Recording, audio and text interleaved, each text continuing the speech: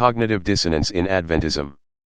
On May 4, 2022, Spectrum published an article authored by Gerald Winslow back in 2019 prior to the General Conference approval of the new document on abortion, in which he pondered the integrity of the guidelines on abortion. As I read the article, my reaction was, how about the integrity of the unborn baby? Adventists, abortion, and principled integrity. This article was originally published in 2019 in the Spectrum Journal, Volume 47, Issue 3, and references the 1992 General Conference Guidelines on Abortion. Later in 2019, the General Conference voted a new statement on abortion, which can be found here. In 1992, the Seventh-day Adventist Church had adopted principled guidelines for abortion. 1 Those normative statements continue to be followed carefully where I work. The same is true in the other Adventist health systems with which I am well acquainted. Despite the fact that the subject of abortion continued to generate deep divisions in my culture, and despite the efforts of some vocal critics of the Adventist guidelines, the Adventist health ministries have been blessed to have unifying guidance that is clinically applicable for those rare cases when abortion is deemed medically necessary. A unifying guidance is commendable when the principles are deeply rooted in the moral norms we find in Scripture. Unity is highly desirable when in harmony with biblical truth. When unity is around error, it becomes a curse instead of a blessing.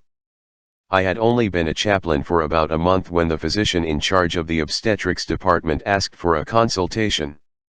It would have helped if I had known in advance that he was a devout Catholic and that his questions had to do with therapeutic abortions, those legally permitted for significant medical reasons.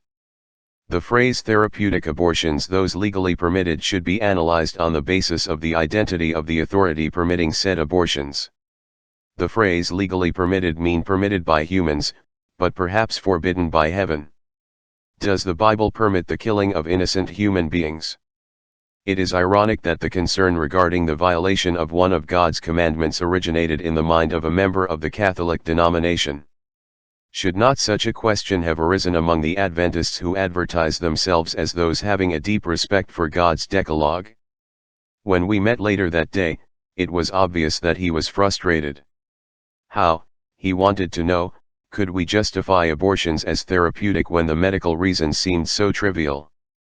Evidently the reason for taking the life of an innocent human being seemed trivial to a non-Adventist, but rather absent in the mind of Adventists in charge of an Adventist medical facility. By the way, whose therapy are we talking about? Has abortion been ever therapeutic for an unborn baby? Actually, it's not even therapeutic for the pregnant woman who will sooner or later fight bouts of mental depression for having taken part in the killing of her own unborn child. His final questions to me are still memorable. What is your church's position? Have your theologians said nothing about this matter?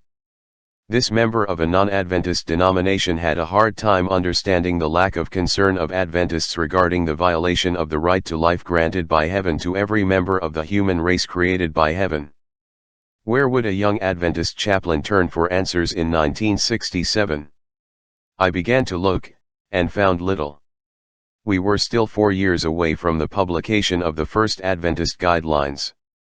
Spectrum was not yet in existence, and a search of the official Adventist journals at that time yielded nothing. This lack of concern among Adventists about a practice rooted in the violation of the fundamental protection of the right to life says volumes regarding a church claiming a high regard for God's rules of human behavior. Noteworthy among the most strident critics of abortion was Dr. John Harvey Kellogg. In his 1894 book, Man, the Masterpiece, he expressed the belief that from the very moment of conception the embryo acquires the right to life, a right so sacred that in every land to violate it is to incur the penalty of death. 3. Unfortunately, most Adventists do not consider the opinion of Dr. Kellogg as normative for our behavior due to his eventual apostasy and rejection of Adventist authority. How about our modern Adventist critics of abortion?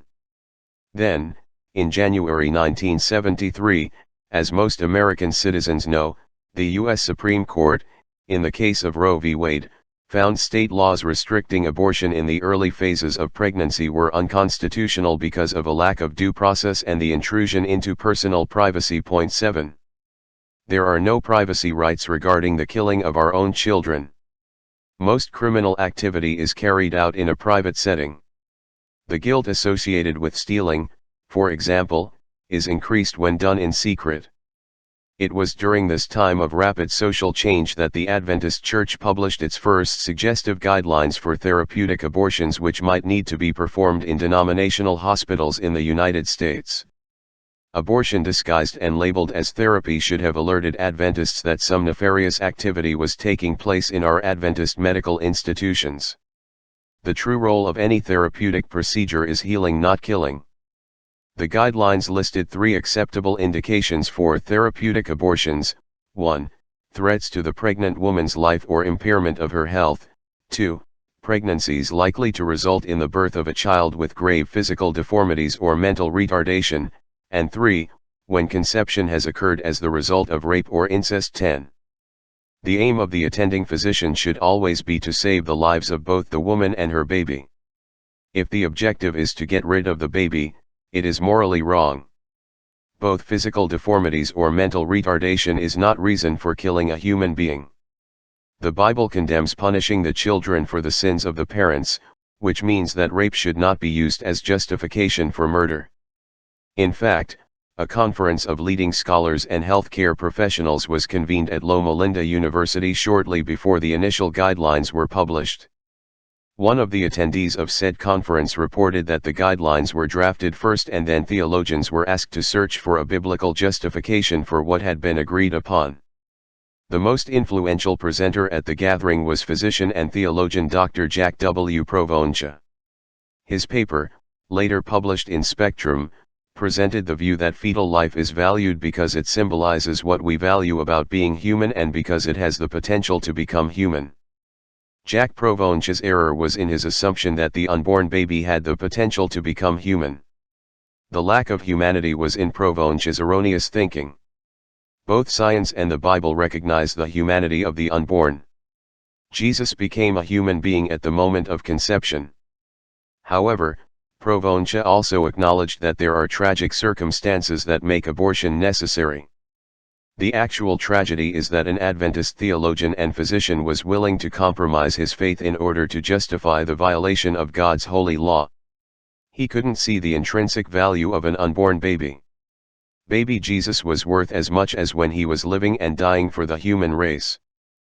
Therapeutic termination of pregnancy is allowable in 3 specific circumstances: for conditions that pose a clear threat to maternal health and life, fetal conditions that are incompatible with life outside the womb, or documented cases of rape or incest.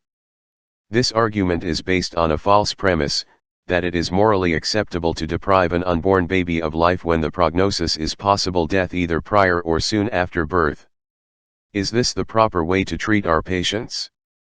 Human prognoses are often fallible. A good example is that of Down syndrome babies. Many of them proved to be compatible with life when allowed to live. Across Advent Health, the average annual incidence of pregnancy terminations is less than 1 per 1,000 live births. 22. This argument is faulty as well. The annual live birth in the United States is 3,613,647.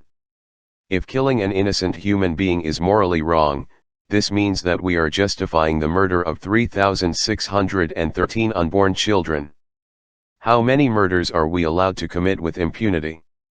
Differences center on the kinds of principles that must be weighed along with this basic commitment to the value of life and the kinds of considerations that would make abortion the lesser of evils in certain situations. 23. The choice based on the lesser of evils argument should not be used to justify abortion. Allowing the baby to live is a better option. Adoption is one alternative. If the baby dies in spite of the efforts to save its life is much better than to kill it as a result of an often fallible medical prognosis. Access to the original Spectrum article. Link: https://spectrummagazine.org/views/2022/adventists-abortion-and-principled-integrity If the link fails to yield the intended results, try Googling the following title of the article: Adventists, Abortion, and Principled Integrity. The cognitive dissonance regarding the abortion issue could be resolved by allowing pro-life Adventists to participate in the discussion of this controversial topic. By silencing the opposition, the pro-choice position of the Adventist Church will always prevail and error will never be exposed. What do you think? Save this video. Please, share this video with your friends. And watch the videos listed below. And post your comments below.